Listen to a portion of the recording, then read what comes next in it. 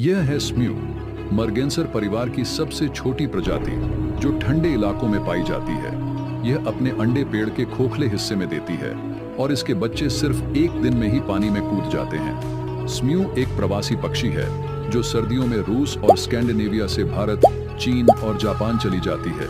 नर स्म्यू का सफेद शरीर और आंखों के पास काले निशान होते हैं। इसी वजह से इसे पांडा बतख भी कहा जाता है। यह पानी में गोता लगाकर छोटी मछलियां और जलीय कीड़े खाती है।